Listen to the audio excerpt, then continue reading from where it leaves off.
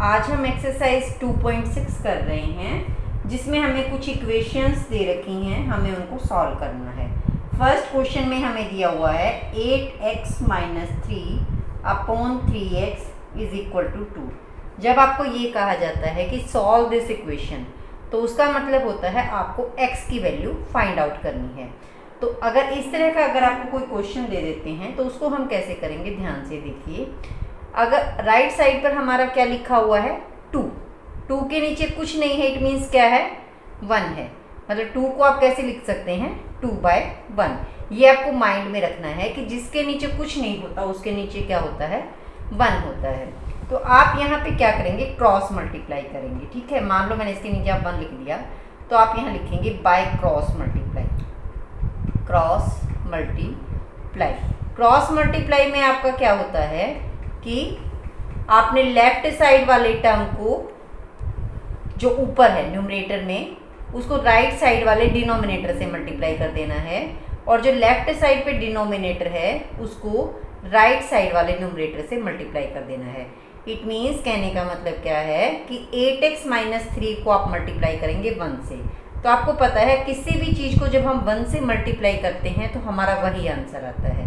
तो 8x - 3 को आप 1 से मल्टीप्लाई करेंगे तो 8x - 3 ही आएगा। और इधर आप 2 की मल्टीप्लाई जब आप 3x से करेंगे, इसको आप ऐसे भी लिख सकते हैं, एक लाइन बढ़ा लेते हैं हम, 2 × 3x, तो ये आएगा आपका 8x - 3, 2 3 = 6, और ये आपका x आ जाएगा। हमें x वाली टर्म्स को एक साइड करना है, कांस्टेंट टर्म्स को हमें एक साइड करना है। तो आप यहाँ लिखेंगे 8x, 6x को आप इधर ले आइए तो वो हो जाएगा माइनस का, साइन चेंज हो जाते हैं। अगर हमें राइट साइड वाली टर्म लेफ्ट साइड में लानी है तो उसका साइन चेंज हुआ। इसी तरह जब हम लेफ्ट साइड वाली टर्म को राइट साइड पर लेके जाएंगे तो उसका भी साइन चेंज हो जाएगा। -3 को जब आप राइट साइड पर लाएंगे तो 3 हो जाएगा। तो 8x - 6x आपका क्या आ जाएगा 2x, और = 3। यहाँ से हम x की वैल्यू निकाल लेंगे। x की वैल्यू क्या आ जाएगी आपकी भी 3/2, क्योंकि 2 इधर मल्टीप्लाई में था तो मल्टीप्लाई का उल्टा ऑपरेशन हमारा क्या होता है, डिवाइड होता है। तो जब राइट साइड पे इधर आएगा तो ये डिवीज़न में चला जाएगा। तो x की वैल्यू आपकी क्या आ जाएगी 3/2। सेकंड क्वेश्चन है जिसमें हमें दिया हुआ है 9x / 7 - 6x = 15। अब इस इक्वेशन को सॉल्व करना है तो हम क्या करेंगे, 15 के नीचे 1 लगा लेंगे। तो आप यहाँ लिखेंगे बाय क्रॉस मल्टीप्लाई। जब आप क्रॉस मल्टीप्लाई करेंगे तो आपका क्या होएगा, अब मैं वो एरो के निशान नहीं लगा रही हूँ, आपको पता चल गया होगा कि 9x की मल्टीप्लाई किससे करेंगे 1 से। तो 1 से जब आप किसी भी नंबर को मल्टीप्लाई करते हैं तो सेम आंसर आता है 9x। 15 की मल्टीप्लाई आपकी किससे होएगी 7 - 6x से। ठीक है, इसको मैंने ऐसे लिख लिया है। 9x की मल्टीप्लाई 1 से की तो 9x आ गया। 15 की मल्टीप्लाई 7 - 6x दोनों से होगी तो हमने इसको ब्रैकेट के अंदर डाल दिया। अब आप देखिए 9x, 15 की मल्टीप्लाई आप 7 से करेंगे। 15 की मल्टीप्लाई जब आप 7 से करेंगे तो आपका कितना आएगा 105, एंड साइन लगाएंगे माइनस का क्योंकि यहाँ माइनस है। 15 × 6 = 90x। अब हम क्या करेंगे, x वाली टर्म्स को इकट्ठा करेंगे। तो ये देखिए 9x 90x इधर है हमारा राइट साइड पे, उसको लेफ्ट साइड पे लाएंगे तो साइन चेंज हो जाएगा, प्लस का हो जाएगा 90x, और ये आपका हो गया 105। ये आपका हो जाएगा 90 + 9, 99x = 105। x की वैल्यू आपकी क्या आ जाएगी 105/99। अब अगर ये सेम टेबल से कट रहा है तो आप इसे काट सकते हैं। जैसे कि ये 3 से कट हो रहा है तो आप इसे काट सकते हैं। 3 से आप इसको काटेंगे तो आएगा 33, और ऊपर वाली टर्म को जब आप 3 से काटेंगे तो ये आ जाएगा आपका 3 3 = 9, 1 बचेगा, एंड 1 और 5 आपका 15 बन जाएगा, तो 3 5 = 15। तो आपकी x की वैल्यू क्या आ जाएगी 35/33। थर्ड क्वेश्चन है जिसमें हमें दिया हुआ है कि z/z + 15 = 4/9। इसको हमें सॉल्व करना है, तो मीन्स हमें z की वैल्यू निकालनी है। तो आप कैसे करेंगे, z की मल्टीप्लाई होगी 9 से, आप यहाँ लिख देंगे बाय क्रॉस मल्टीप्लाई। ये आपको लिखना पड़ेगा, ठीक है। क्योंकि हम मैथ में कोई भी ऑपरेशन करते हैं तो हम उसको क्लियरली लिख देते हैं ताकि एग्जामिनर को ध्यान से समझ में आ जाए कि क्या किया है। तो z की मल्टीप्लाई आप 9 से करेंगे तो कितना आ जाएगा 9z। इसी तरह 4 की मल्टीप्लाई आप करेंगे z प्लस 15 से, इसको मैंने ऐसे लिख दिया है। तो 9z। अब 4 की मल्टीप्लाई z से करेंगे तो कितना आएगा 4z। साइन प्लस का है तो यहाँ प्लस लगाएंगे। 4 की मल्टीप्लाई 15 से करेंगे तो कितना आएगा 60। 4z को आप इधर ले आएंगे लेफ्ट साइड पे, तो साइन किसका हो जाएगा ये माइनस का, क्योंकि इधर ये प्लस का था तो इधर आके माइनस का, इज इक्वल टू 60। अब 9 माइनस 4 इज 5, ठीक है। 5z is equal to 60। z की वैल्यू निकाल लेंगे 60/5। 5 से जो है वो 60 पूरा कट रहा है, कितना आ जाएगा आपका आंसर 12 आ जाएगा। फोर्थ क्वेश्चन में हमें दिया हुआ है 3y + 4 upon 2 - 6y is equal to -2/5। तो इसमें भी हम क्या करेंगे, बाय क्रॉस मल्टीप्लाई करेंगे। तो आप यहाँ लिख देंगे बाय क्रॉस मल्टीप्लाई, ये लिख के फिर आप क्या करेंगे 5 की मल्टीप्लाई होगी 3y + 4 से, तो इसको आप ऐसे लिख लेंगे 5 ब्रैकेट के अंदर डाल देंगे 3y + 4। फिर इधर -2 है तो -2 लिखेंगे। -2 की मल्टीप्लाई होगी 2 - 6y से, ठीक है। लेफ्ट साइड पे जो ऊपर टर्म है उसकी राइट साइड वाले नीचे टर्म से होगी मल्टीप्लाई, और राइट साइड पे जो ऊपर है वो लेफ्ट साइड वाले नीचे टर्म से, ऐसे एरो में होती है। इसकी मल्टीप्लाई इससे और इसकी मल्टीप्लाई इससे, ठीक है। अब हमें इसे खोल लेना है ब्रैकेट को। 5 की मल्टीप्लाई 3y से करेंगे तो कितना आएगा 15y। साइन लगेगा प्लस का, 5 4 = 20। अब आपको यहाँ ध्यान रखना है कि -2 की मल्टीप्लाई 2 से करनी है। -2 को जब आप 2 से मल्टीप्लाई करेंगे तो क्या आएगा -4, क्योंकि देखो 2 2 = 4 और माइनस लग जाएगा, ठीक है। अब माइनस माइनस प्लस, 2 6 = 12y, ठीक है। अगर आप इस तरह नहीं कर सकते तो आप इसको थोड़ा रफ में करके देख सकते हैं। -2 की मल्टीप्लाई 2 से की तो कितना आया 2 2 = 4, साइन लगा माइनस का। इसी तरह जब आप -2 की मल्टीप्लाई करेंगे आप -6y से, तो देखिए माइनस माइनस प्लस, जब मल्टीप्लाई में 2 माइनस इकट्ठे होते हैं तो वो प्लस का साइन बन जाता है, और 2 6 = 12। इस तरह आप रफ में भी आप सॉल्व करके देख सकते हैं अगर आपको दिक्कत आए तो। अब हम क्या करेंगे, y वाली टर्म्स को एक साइड करेंगे। 15y, 12y को आप लेफ्ट साइड पे ले आएंगे तो क्या होएगा, साइन चेंज हो जाएगा, माइनस का हो जाएगा। ये पहले आप -4 को लिखेंगे, फिर आप 20 को उधर लेके जाएंगे तो वो माइनस का हो जाएगा, +20 है उधर जाके -20। 15 - 12 कितना आया 3y। अब माइनस का 4 एंड माइनस का 20 कितना बनेगा आपका -24। दोनों सेम साइन जब होता है तो हम प्लस करते हैं और साइन वही आता है जो दोनों के आगे है, ठीक है। माइनस माइनस वाली टर्म्स प्लस होती हैं अगर दोनों के आगे माइनस है तो। y -24, 3 इधर मल्टीप्लाई में था तो इधर आके डिवाइड में। अब 3 से इसको पूरा कट कर देंगे, कितना आएगा 3 8 = 24, और माइनस को लगाना ना भूलें, नहीं तो आपका क्वेश्चन गलत हो जाएगा। फिफ्थ क्वेश्चन में हमें दिया हुआ है 7y + 4 को 7y + 4 upon y + 2 is equal to -4/3। इसमें हमें y की वैल्यू निकालनी है, तो आप लिखेंगे बाय क्रॉस मल्टीप्लाई। ये जो भी ऑपरेशन करें उसको लिखना होता है मैथ में कि आप क्रॉस मल्टीप्लाई कर रहे हैं, प्लस कर रहे हैं, माइनस कर रहे हैं, तो वो चीज़ें हमें लिखनी होती हैं क्लियरली। अब 7y + 4 को किससे मल्टीप्लाई करेंगे 3 से, तो आप लिखेंगे 3 × 7y + 4। अब -4 की मल्टीप्लाई किससे होगी y + 2 से होगी, ठीक है।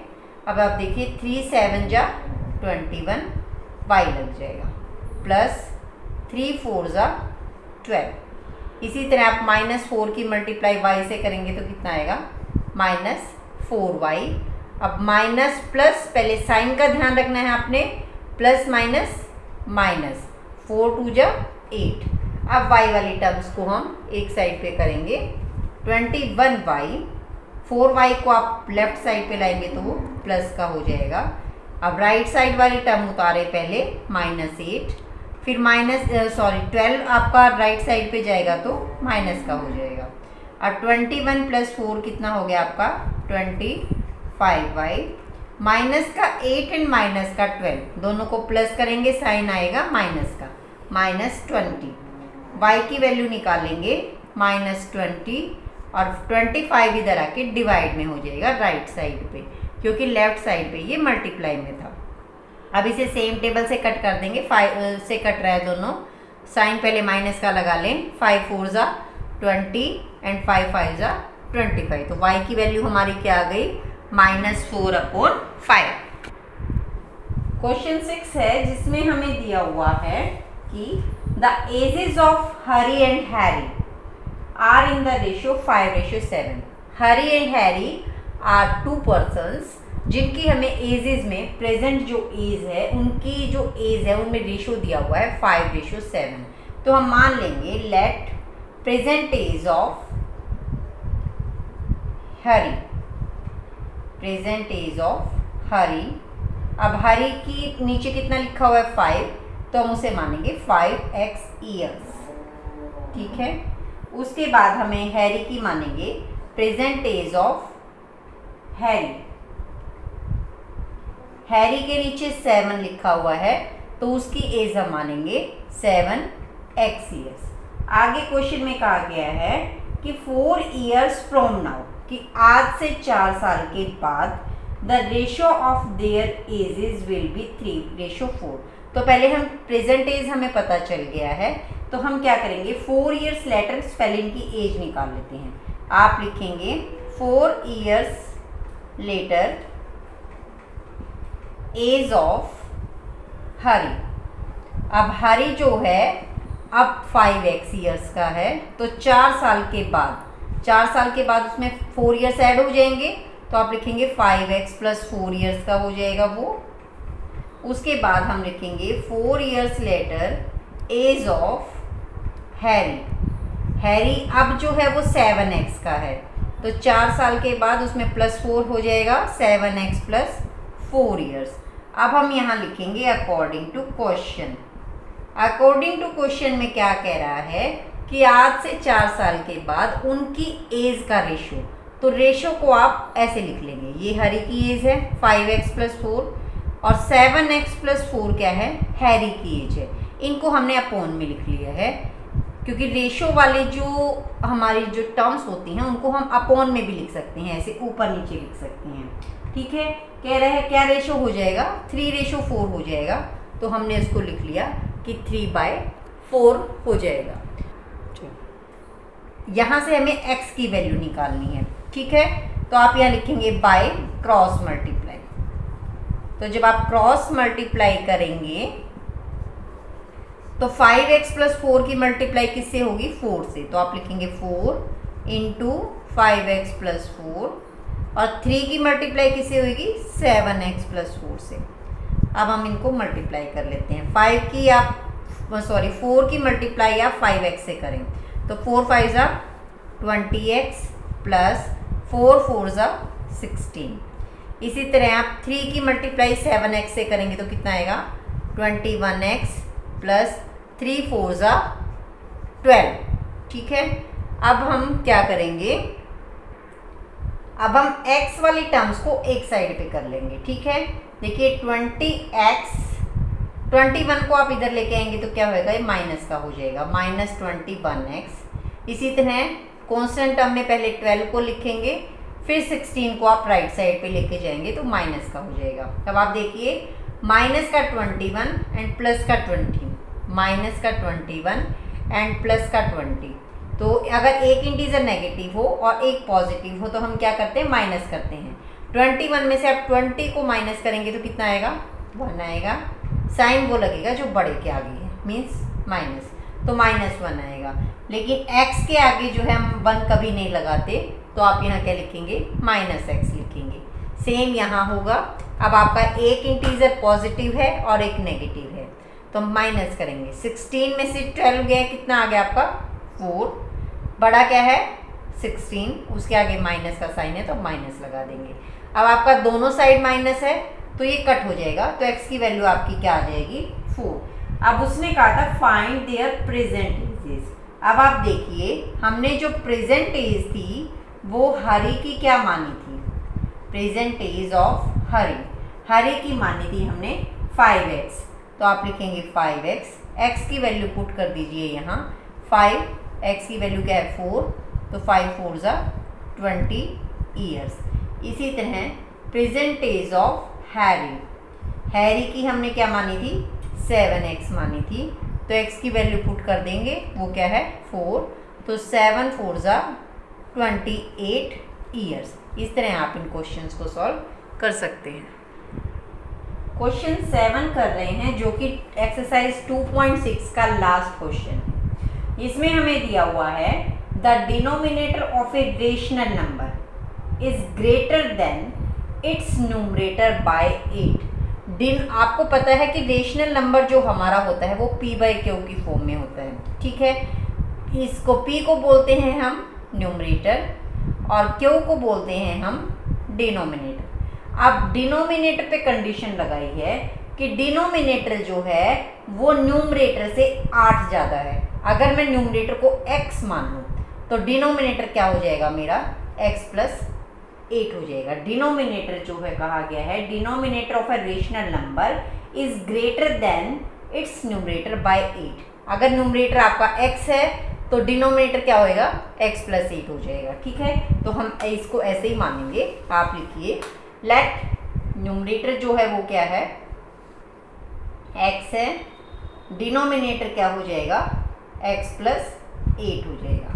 अब आप लिखिए रेशनल नंबर, तो हमारा जो रेशनल नंबर है वो क्या बन जाएगा, न्यूमरेटर को ऊपर लिखते हैं x, डिनोमिनेटर क्या हो जाएगा x प्लस 8 हो जाएगा। अब हम लिखते हैं अकॉर्डिंग टू क्वेश्चन।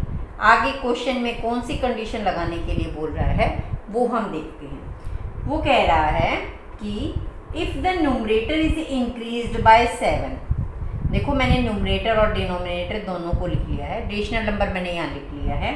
कह रहा है कि numerator is increased by 17। Increased मतलब प्लस, तो बढ़ा दिया जाए, तो न्यूमरेटर को कह रहा है 17 से बढ़ा दिया जाए। इट मीन्स मैंने इसे क्या कर दिया प्लस कर दिया x plus 17। And denominator is decreased, denominator को क्या करना है डिक्रीज करना है। तो डिनोमिनेटर मेरा ये है, डिक्रीज मतलब माइनस, कितने से डिक्रीज करना है 1 से। द नंबर ऑब्टेन्ड इज 3/2, तो जो नंबर आएगा वो हमारा क्या आएगा 3/2 आएगा। फाइंड द रेशनल नंबर, हमें रेशनल नंबर निकालना है।